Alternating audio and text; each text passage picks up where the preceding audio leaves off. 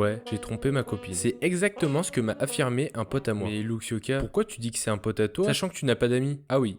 Mais qui a trompé qui alors? Est-ce que tu as déjà... Lécher les deux boules. Est-ce que tu as déjà été infidèle? Si c'est le cas, bah t'es un gros fils de... Non, plus sérieusement, j'étais tranquille pépère, en train de m'entraîner pour mes prochaines compétitions de golf, c'est faux, quand je me suis rappelé d'un événement totalement lunaire que m'avait raconté un ancien pote à moi. Clairement, rien ne va dans cette histoire, c'est vraiment un sketch le truc. Je me baladais tranquillement avec ce pote, main dans la main, quand je lui pose cette fameuse question. Alors, toujours puceau? Non, je lui dis, ça en est où avec les filles alors? T'es sur un coup? Eh ben figure-toi, je suis sur une meuf, c'est comme si on était en couple. Je suis trop content pour toi. Bah raconte là, qu'est-ce que t'attends? Bah, c'est une fille. Ok, jusque là tout va bien, mais dis-moi en plus. Elle a 26 ans. Tu l'as rencontrée où? Sur internet. On s'appelle très souvent. Cool, ok, ouais. Original. Tu l'as quand même déjà vu? Non, que sur internet. Oulala, ça commence déjà à être un peu louche ton histoire là. Elle habite où alors ta copine? À Paris. Ok, je comprends mieux pourquoi tu la vois pas. 5 heures de route ça pique quand même. Non mais sérieux, il manquerait plus que tu me dises qu'elle est en couple et alors là je te jure que c'est le pompon sur la Garonne. Attends. Elle est en couple? A, B, O, N, N, E. Abonne-toi, bordel de fiac.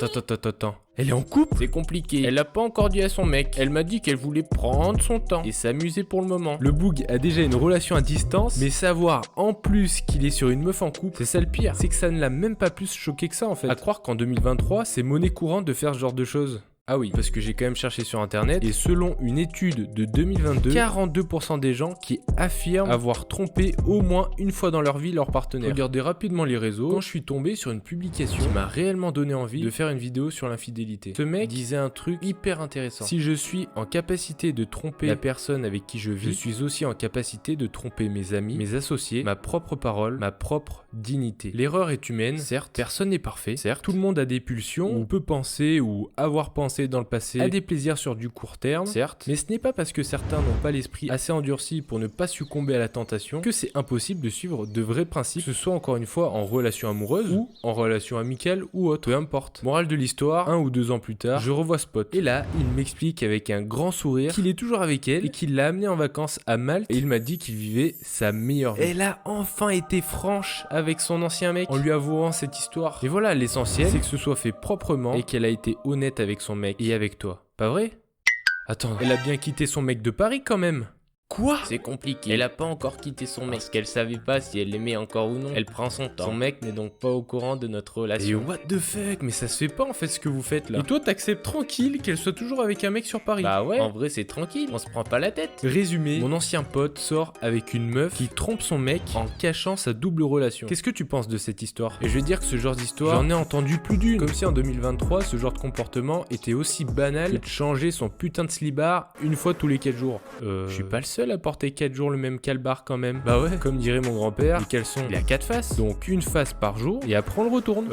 Oublie ce que je viens de dire. Bref, je suis pas là pour juger son choix. Chacun fait ce qu'il veut de sa vie tant que ça ne fait pas souffrir d'autres personnes. Et là, c'est totalement le cas. Le mec sur Paris, il a rien demandé du tout et se fait, pardonnez-moi du terme, trouer le fiac à cause de 2 petites pistes de facochères qui s'amusent derrière son dos. Comme on dit, la liberté des uns s'arrête là où commence celle des autres. Bah c'est le même principe avec le bonheur. Car selon moi, le bonheur des uns s'arrête là où commence celui des autres. L'infidélité, c'est vraiment un truc que je comprendrai jamais. Quand tu n'aimes plus quelqu'un au point d'aller voir ailleurs, autant la quitter définitivement plutôt que de jouer avec ses sentiments. Je prends l'exemple d'un gâteau. Quand tu manges un gâteau, pourquoi tu veux pas savourer celui que tu as dans l'assiette plutôt que de penser à un autre gâteau qui pourrait être encore meilleur? Je suis vraiment en train de comparer une relation avec un gâteau. Bref, faut pas oublier que la personne que l'on trahit, c'est une personne qui a été importante dans notre vie et qui nous a fait évoluer. Ah non, pardon, aujourd'hui c'est presque interdit d'avoir des principes et des valeurs, du respect, sans passer pour le mec fermé d'esprit. Non, en vrai, chacun fait ce qu'il veut, en troupe, en relation libre, et tous vos délires qui semblent progressifs. Je trouve ça quand même triste de baser sa vie sur, donnez-moi du terme, une culture du vide, où rien n'a d'importance, plutôt que d'avoir des principes et des valeurs. Sinon, t'es plutôt team tromperie ou team respectueux? Ah, ce que je viens de dire, putain, c'est vraiment horrible. Je dis pas qu'il faut s'enfermer dans une cave et crier non à l'infidélité 1000 fois par jour et s'enfuir dans les montagnes, loin de la population pour retrouver ses principes. Voilà, chacun a ses petits péchés mignons. Et personne n'est parfait. Mais jouer avec les sentiments d'une personne qui nous a aimé, c'est crade quand même. Morale de l'histoire, j'ai pas d'amis. Quoi?